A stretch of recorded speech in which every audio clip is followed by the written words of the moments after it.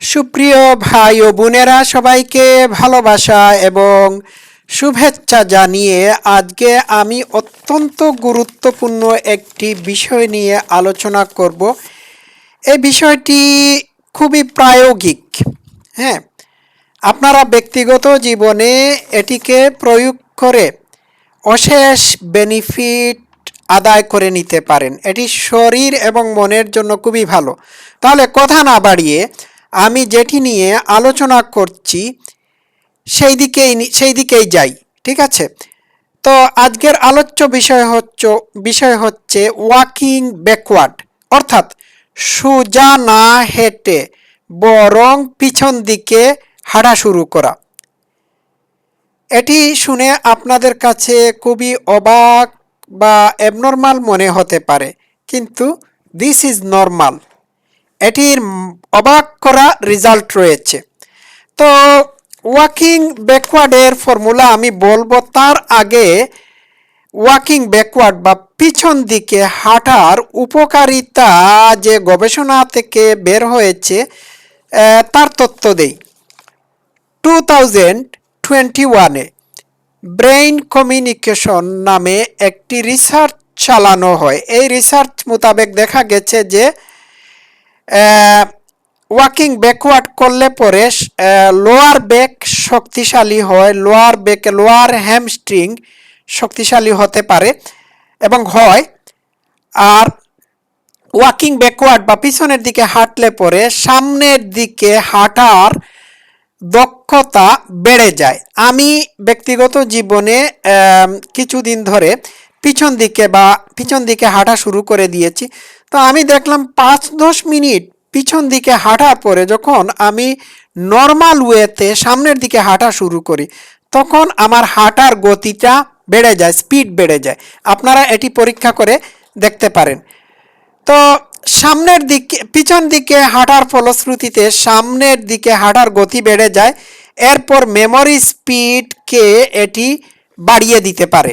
আচ্ছা, 2011 সালের গবেষণা থেকে দেখা গেছে যে 10 মিনিটস ওয়াকিং ব্যাকওয়ার্ড করলে, হ্যাঁ, পিছনের দিকে মানে হাঁটলে পরে কি হতে পারে, দেখা গেছে যে এটি লোয়ার ব্যাক পেইন কমিয়ে দেয়।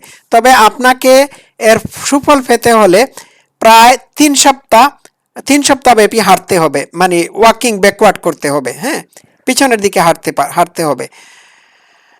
তো মানে পিছনের দিকে হাঁটলে পরে আপনার মেমোরির ইমপ্রুভ হবে। আপনার হাঁটার গতি বেড়ে যাবে। আর আপনি মারাত্মক ধরনের মানে একটা মানে মারাত্মক ধরনের বলা যাবে না, মানে খুব খুব ভালো একটি সুফল পাবেন। তো পিছনের দিকে হাঁটার নিয়মটা কি? পিছনের দিকে হাঁটার নিয়ম হচ্ছে যে আপনি পিছনের দিকে হাঁটা শুরু করবেন, তবে এটি আপনি কমপক্ষে 10 মিনিট করতে হবে।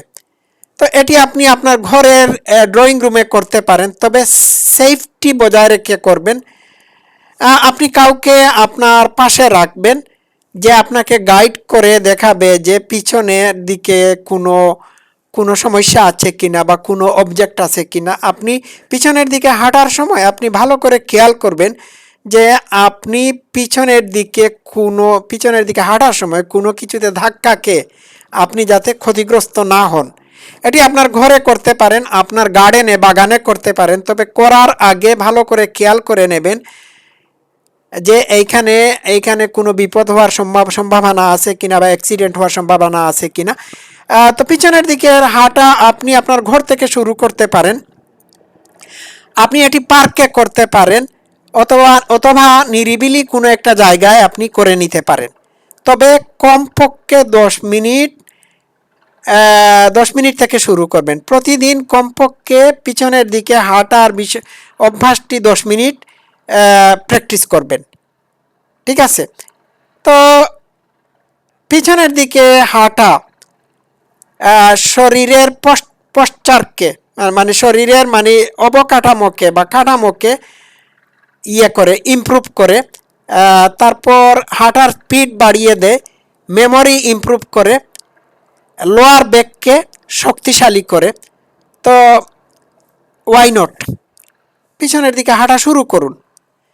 আপনি পিছনের দিকে হাঁটা শুরু করলে পরে আপনি সামনের দিকেও হাঁটার গতির দ্রুততা লাভ করবেন। ঠিক আছে, তো আজ থেকেই পিছনের দিকে হাঁটা শুরু করুন। এটির অত্যন্ত ভালো একটি রেজাল্ট রয়েছে। তো চলুন আমরা পিছনের দিকে হাঁটা শুরু করি।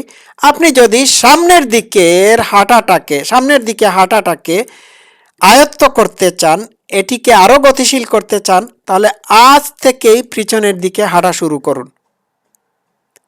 কেউ যদি পিছনের দিকে জীবনে না হেঁটে থাকে, তাহলে সে সামনের দিকের হাঁটাটাকে কিভাবে গতিশীল করবে বলুন তো দেখি।